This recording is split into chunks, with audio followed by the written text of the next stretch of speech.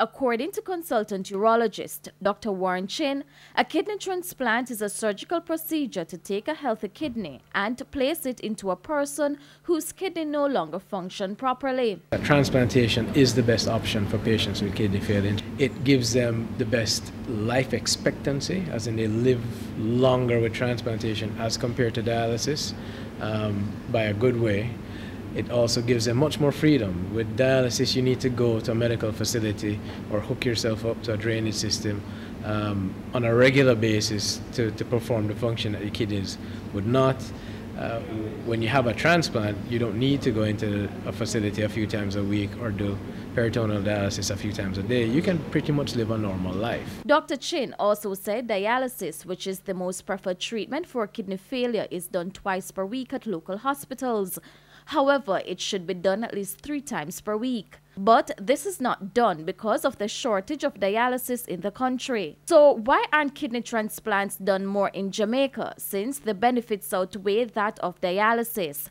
According to Dr. Chin, while the expertise is there, the availability of kidneys is a problem. Typically, we rely on deceased donors or people who are deceased but still have functioning kidneys and beating hearts, and we get the organs that way.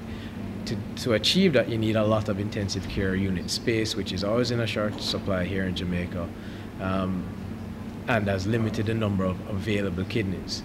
We also run into difficulty with medication. You need to be on medication all the time to prevent your body from rejecting your new kidney.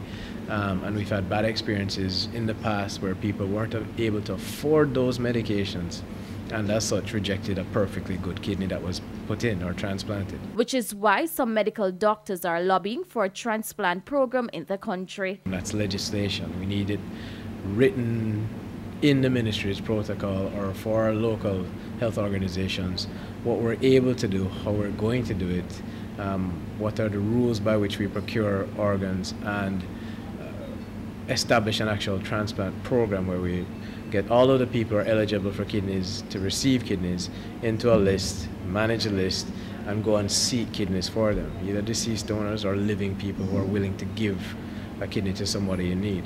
With a health report, I'm Shamela Mitchell wishing you good health.